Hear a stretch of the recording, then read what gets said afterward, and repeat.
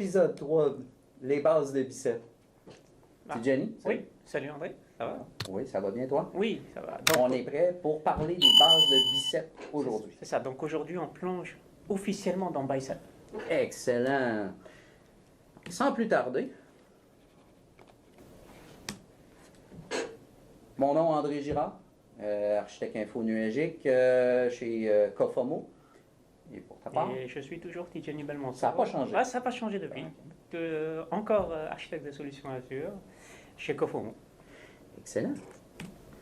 Aujourd'hui, on va parler de bicep, mais en particulier les bases, comment on structure le fichier bicep, c'est quoi les détails là-dedans, et comment on rajoute des paramètres, on contrôle l'entrée à notre fichier de bicep. Donc, ça devrait être ça, le contenu d'aujourd'hui.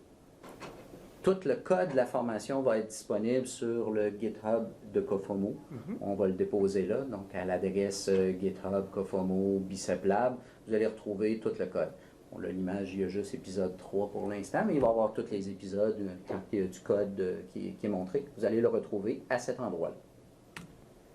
Donc, pour les bases de bicep, aujourd'hui, on va parler rapidement comment on installe bicep sur notre machine, comment on fait notre premier template, comment créer des paramètres pour pouvoir faire varier évidemment ce qu'on met dans le template. Et les variables aussi, qui sont un peu comme des champs calculés, tout simplement. Donc, si on reçoit des paramètres, on veut créer le nom de la web app. Puis l'exemple qu'on va prendre aujourd'hui, c'est une web app avec un app service. Donc, on va essayer de créer notre nom de web app dynamiquement au lieu de recevoir directement. C'est souvent ce qu'on va rencontrer, par exemple, en entreprise, parce qu'on a des conventions de nomenclature où on va dire ça commence par telle particule, ensuite telle particule, mais il y a une particule qui est variable.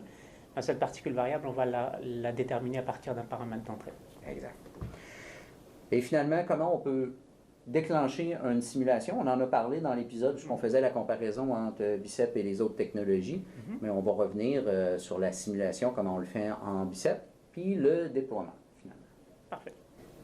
Donc, allons-y sans plus tarder. L'installation, c'est simple. Si on a une console, soit dans VS Code ou soit par carrément la ligne de commande ou ça pourrait être dans PowerShell ISE. On peut faire la commande AZ bicep install pour installer bicep. Puis pour le mettre à jour, s'il nous dit que notre bicep n'est pas à jour, on peut faire AZ bicep upgrade. Il va upgrader bicep. Il y a des modules chocolatés, il y a des MSI pour faire de l'installation directe aussi, mais avec chocolaté, on ferait choco-install bicep. Et sur Linux, ici, j'ai mis quand même les étapes à pouvoir faire pour pouvoir installer sur une machine Linux. Si tu me permets, André, les deux premières commandes là, qui sont dans la section Azure CLI, ça prend une version, de mémoire, c'est 2.2 minimum de Azure CLI pour pouvoir faire ça. Pour que ça fonctionne, pour qu'on prenne la commande. Donc, si vous essayez de faire AZ bicep install, puis que ça vous dit que la commande n'existe pas, c'est juste que votre Azure CLI n'est pas à jour. OK, il faut updater l'Azure CLI. Et en bas de l'écran, vous voyez une image de VS Code, mais des plugins de VS Code. Il y a plusieurs plugins qui peuvent vous aider pour faire du bicep, mais le principal, c'est celui qui s'appelle Bicep, fait par Microsoft, que vous devez installer pour qu'il reconnaisse tout simplement la syntaxe et qu'il mette les couleurs là, sur... puis il va y avoir de l'intelligence aussi dans Bicep, ce qui est fantastique d'avoir des domaines de valeur pour les programmeurs paresseux. Et tous les bons programmeurs sont paresseux. Donc, ça va nous aider. Les avantages de Bicep, juste pour revenir là-dessus, on en a parlé un petit peu lors de la comparaison, mais très rapidement, la syntaxe est plus simple un peu que les templates ARM. Puis je pense que tu vas avoir dans le prochain épisode l'occasion un peu de nous le montrer. Oui. Mais pour l'instant, on dirait que, je vais juste vous dire que c'est beaucoup moins de lignes de code, c'est beaucoup plus simple, les concaténations sont plus simples, l'appel d'un module, c'est plus simple. Il y a plusieurs choses comme ça. La référence à un autre élément. Exact. Ça, c'est plus simple. Comment faire des modules aussi, c'est très simple, vous allez voir tantôt. C'est rien de compliqué. La gestion automatique des dépendances aussi qui se fait, justement, les dépendances sur d'autres éléments. Et la validation des types, l'intelligence, c'est toutes des choses qu'on a dans Bicep qui nous aident à créer du code rapidement. Donc, pourquoi Bicep? comme on dit, c'est un peu moins de lignes de code, mais tu vas y revenir.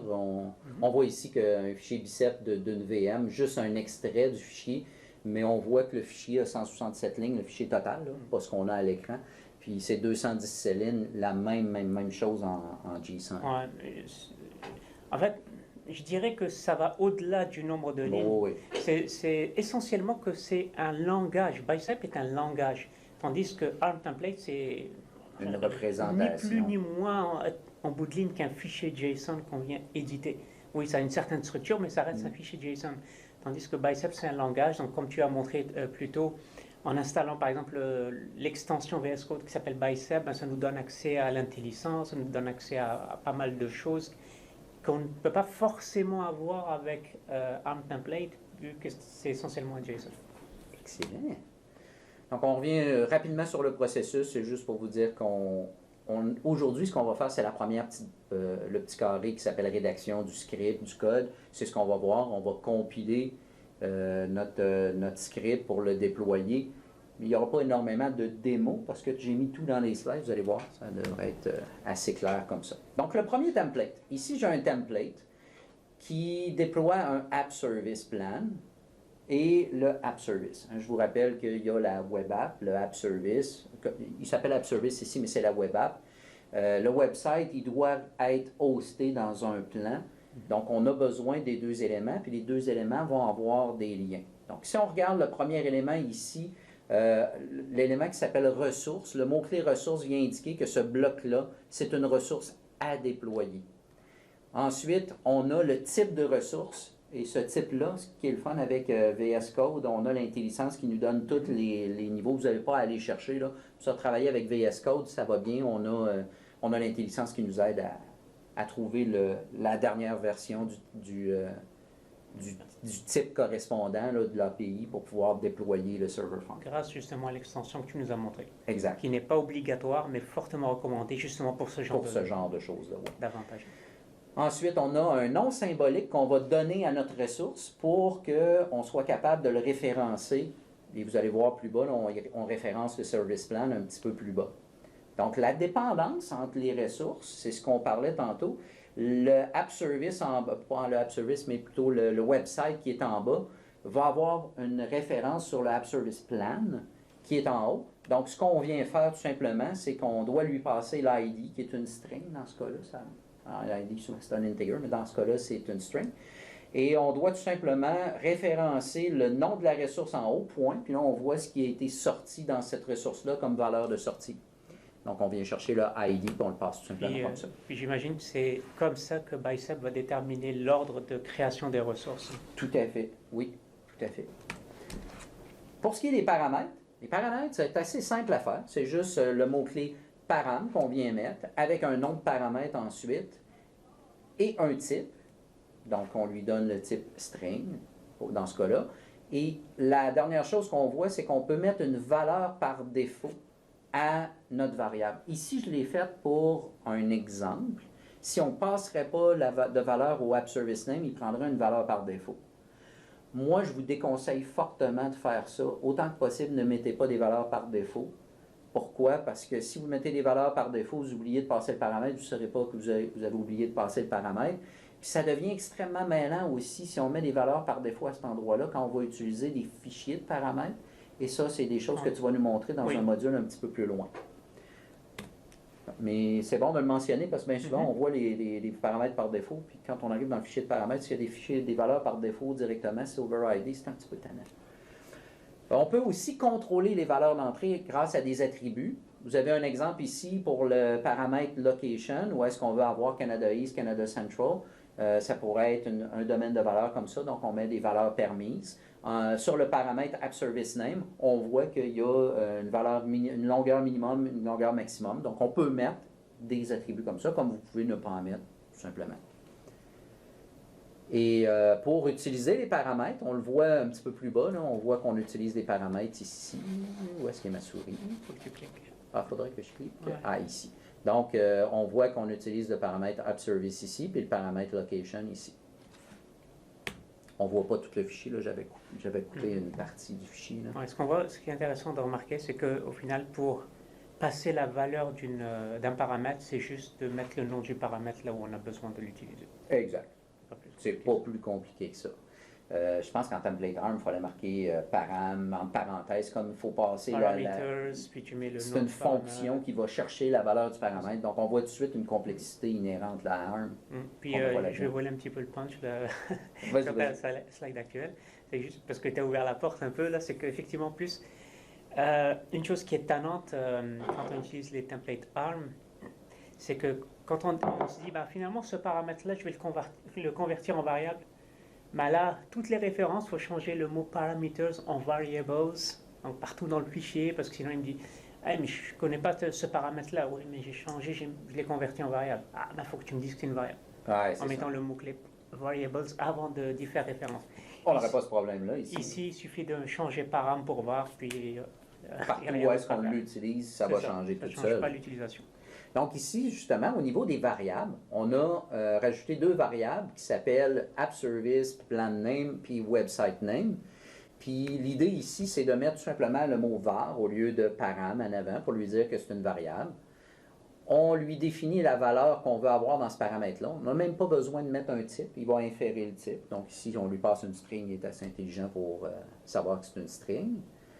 Et on a une valeur calculée ici, on va y revenir tantôt, comment on fait pour calculer les variables, là, les fonctionnalités qu'on peut mettre là-dedans. En bas, j'ai passé vite, mais vous voyez en bas, il y a toujours la commande pour pouvoir lancer le déploiement de ce fichier-là. Donc, on a AZ Deployment Group, ici dans le bas de l'écran, Create, autrement dit, on veut déployer au niveau d'un groupe. On va revenir un petit peu plus tard sur les targets d'un déploiement, mais pour l'instant, je vous dis juste, on déploie dans un groupe, dans un ressource groupe, on lui donne le nom de notre fichier bicep, -f pour le nom, pour le file. Donc, on lui donne le nom du fichier bicep, c'est le nom du fichier que vous voyez en haut, le nom du ressource groupe dans lequel je veux déployer, puis les paramètres, si j'ai des paramètres, ici, je lui passe les valeurs de mes paramètres. Okay. On peut le passer de plusieurs façons. Je pense que tu vas le couvrir plus en détail. On va en parler un peu plus en détail la prochaine session. Mais juste pour rappel pour nos auditeurs, c'est même si ce que vous voyez ici à l'écran, c'est des slides, mais tout ce code-là se retrouve dans notre GitHub. Oui, il est tout dans le GitHub. C'est ça, c'est la même chose que vous allez retrouver dans le GitHub. Sous répertoire, épisode 3. Puis vous allez voir, souvent, le même fichier est là plusieurs fois. 1, 2, 3, c'est carrément le premier exemple qu'on voit dans le slide, puisque les fichiers sont différents. C'est pour matcher la ligne de commande côté en bas. Là, la ligne de commande match ici, effectivement. Comme ça, c'est la 3e version du fichier épisode 3. Exact. Donc, ça, c'est pour les variables. Nos variables, on les utilise pareil comme on ferait avec un paramètre, comme tu disais. Donc, c'est relativement facile à utiliser. Les expressions maintenant, parce que quand on fait une variable, c'est bien souvent parce qu'on veut traiter une chaîne, on a du traitement de chaîne, et on peut utiliser les fonctionnalités de C#, parce qu'en arrière, c'est le template ARM, puis il reste que c'est indirectement du C#, donc on a certaines fonctionnalités de C# qui sont à notre disponibilité, mais il y a des façons plus simples de faire les choses en bicep. Exemple, pour une concaténation, ça ressemble un petit peu à Terraform dans ce cas-là. On a juste à mettre des brackets avec le signe de $, puis on est capable de faire une concaténation. Pour ce qui est on veut générer un identifiant unique, ben là, on a une fonction qui s'appelle UniqueString, où est-ce qu'on peut lui passer un seed. Donc, dans ce cas-là, on lui passe l'ID du groupe. Les chaînes combinées, on le voit ici, démo, on peut aller chercher le app name que je reçois en paramètre, puis je le concatène. Donc, quand on veut respecter la nomenclature chez un client ou dans votre entreprise, vous voulez respecter votre façon de nommer les choses, c'est facile de respecter une nomenclature en mettant là, les parties variables comme ça. Intéressant. Et finalement, on peut des fois aussi utiliser une fonction directement. On n'est pas obligé de passer par une variable pour utiliser une fonction. Ici, on a un exemple où le location, je vais chercher la même région, la même location que le ressource group dans lequel je suis déployé. Étant donné que je suis déployé ici au niveau d'un ressource group, il va savoir automatiquement qu'il va prendre le même location que le ressource group dans lequel il est. Donc, quand on arrive pour déployer cette patente-là, comme on a déjà dit, pour déployer des choses dans Azure, on peut passer par le portail Azure, on peut passer par du PowerShell, du Azure CLI ou l'API REST, le client REST. Mais dans notre cas, ce qu'on fait, c'est qu'on passe par Azure CLI. Azure CLI va venir déclencher notre déploiement, puis indirectement, notre bicep va être transformé en template ARM et exécuté par IAM, qui est Azure Resource Manager.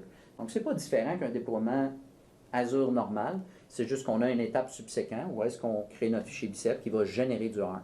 Soit qu'on génère le ARM nous-mêmes, ou soit que le ARM va être généré en mémoire tout simplement, on ne le verra même pas passer. Donc, les commandes principales qu'on a dans Bicep. Ici, on a un exemple, Azure AZ Login, c'est pour me brancher, hein, évidemment, pour réussir à exécuter tout ça. Je dois me brancher ma console dans Azure. Donc, je fais le lien en faisant AZ Login. Ici, j'utilise AZ CLI, Azure CLI, mais on aurait pu prendre PowerShell aussi. Les commandes équivalentes en PowerShell existent. Donc, je me branche. Si vous êtes dans le contexte d'une entreprise qui a un firewall, je vous rappelle que vous devez possiblement faire des lignes supplémentaires pour ouvrir le proxy de sortie. Donc, pour vous laisser sortir dans le proxy, vous devez le configurer. Proxy pour pouvoir passer, en fait. Et assurez-vous d'être dans la bonne compte. Si votre login vous donne accès à un tenant qui a plusieurs souscriptions Azure, donc abonnement en français, vous devez sélectionner la bonne souscription ou abonnement. Ensuite, pour compiler le fichier, admettons que vous voulez juste le compiler pour avoir le ARM, ça va être Azure Bicep Build, vous donnez votre nom de fichier Bicep, il va vous générer le ARM. Mais ça ne le déploie pas. Si vous voulez faire le contraire, et c'est ce que tu vas nous montrer dans le prochain module, comment on décompile un fichier, comment on extracte, donc on peut faire un Bicep décompile. Et au niveau du déploiement comme tel, c'est AZ Deployment, Sub, Create, on lui passe le nom de notre fichier Bicep, notre location dans lequel on veut déployer, parce que là, comme on déploie au niveau d'une souscription, dans cet exemple-là, vous voyez que c'est AZ Deployment Sub et non pas groupe. Là, on voudrait lui donner une souscription aussi. Il y a peut-être une petite erreur là-dedans. Ce qui est quand même intéressant de noter dans cet exemple, c'est que cette ligne, ça doit être un groupe. Oui, ici, ça devrait être un groupe. Mais ce qui est intéressant de noter dans cette commande-là, malgré tout, c'est que ça, c'est une commande de déploiement standard en Azure CLI. Ce n'est pas spécifique à Bicep, cette commande-là. Oui, tout à fait. Par contre, ce qu'on passe en paramètre, c'est le nom du fichier Bicep. Donc, notre Azure CLI ici, parce qu'on a installé Bicep, quand on a fait au début l'installation, il va comprendre qu'il doit convertir ce Bicep-là en ARM, donc en fichier JSON, avant de faire son déploiement. Excellent. Et comme je vous disais ici, là, AZ déploiement sub, ça sous-entend qu'il faut lui donner une souscription. Il faut savoir autant que possible. Même chose quand on target un ressource group. De toute façon, on le voit là, ici. Donc, si on veut déployer dans plusieurs scopes, un scope, c'est est-ce que vous voulez déployer une ressource qui est dans un ressource group, dans une souscription? Parce que si on veut créer par un fichier Bicep, on voudrait créer une souscription, mais on ne peut pas la déployer une souscription dans une souscription. Elle se déploie dans un management group. Puis si on veut déployer un management group, ça se déploie dans un tenant. Donc, tout dépendant du type d'élément que vous allez vouloir déployer, vous allez vouloir targeter le bon niveau. Donc, AZ Deployment tenant vous permet de déployer au niveau du tenant. Azure Deployment MG pour Management Group, Sub pour souscription, abonnement, et Group pour les ressources groupes, les groupes de ressources. Simulation, si on veut faire une simulation de déploiement, donc on fait Azure Deployment Sub, Create, et à la fin on met Confirm What If. Et ce que ça va donner, c'est ce qu'on voit à l'écran en dessous. Un coup qu'on exécute la commande, on voit la sortie qui vient nous dire, ben, si je déploie ton fichier, je vais te déployer automatiquement un server farm qui va s'appeler App Service Plan et avec les différentes les SKU qu'il va choisir, etc. Donc, on peut valider que notre installation, c'est bien ce qu'on voulait faire et il nous demande, es-tu sûr de vouloir l'exécuter? Il reste juste à dire oui. Évidemment qu'un what if, on ne ferait pas ça dans un pipeline d'exécution en CI/CD. On ne ferait pas de what if comme ça. Mais le développeur qui veut tester dans son environnement de test, hein, puis souvent on a une souscription de test en tant que développeur d'infrastructure, c'est pas sur ton poste, tu ne déploies pas, tu ne peux pas vraiment le tester, donc tu vas te déployer dans une souscription de test. Quand ça marche dans ta souscription de test, tu l'effaces, et là tu archives ton code, et le pipeline, bien souvent, va te déployer. Ce qui est intéressant par contre avec comment dire, cette switch-là en français, Confirm with What If, c'est que ça permet d'accélérer le cycle de développement. C'est que moi, je suis en train de décrire mon fichier Bicep pour décrire mon infrastructure. Mais oui, comme tu l'as mentionné, je peux déployer dans un abonnement de test, mais on s'entend que déployer dans un abonnement, dépendamment du type de ressources que je crée, ça peut prendre plus ou moins de temps. Tandis qu'en faisant juste le Confirm with What If, ça me donne une idée déjà de ce que ça va créer. Puis ça me donne déjà une bonne idée de est-ce que mon script est correct ou est-ce que j'ai oublié des choses ou est-ce qu'il y a des choses qui ne sont pas correctes. Et ça me permet d'éditer mon script de façon itérative très rapidement. Et lorsque je dis, OK, ça a de l'allure, là je fais mon déploiement sans le Confirm What If, ça déploie dans mon abonnement de test, puis je dis, ah oui, ça crée les bonnes ressources, tout est correct. Parce que ça peut être quand même assez long si on crée les ressources à tous les fois. Là. Ça ralentit notre cycle de développement. Excellent. Ça fait le tour pour les bases de Bicep. Ah, parfait. Ça veut dire que là, maintenant, on sait comment installer Bicep. On sait comment créer un premier fichier, comment vérifier si notre fichier est correct, donc, en simulant son déploiement. On sait comment lui passer des paramètres. Ouais. Et on est capable de le déployer. C'est le fun? Fantastique. On est bien outillés. Parfait. Maintenant, prochain épisode, on parle de l'extraction? Oui. En fait, c'est intéressant ce qu'on vient de voir, puis c'est super si on commence notre aventure au niveau de l'infrastructure as code. Mais probablement que certains d'entre vous ont déjà soit des infrastructures Azure existantes, même s'ils ne font pas de l'infrastructure as code, ou alors ils font de l'infrastructure as code, mais ils ont misé sur ARM template. Donc maintenant, c'est OK, c'est super, je me retrouve dans une de ces deux situations, mais je veux continuer Bicep. Adopter Bicep. Qu'est-ce que je fais et comment je le fais? Et c'est ce qu'on va voir au prochain épisode. Excellent! Ben, on se voit dans le prochain épisode. Parfait. Salut, bye! Bye bye.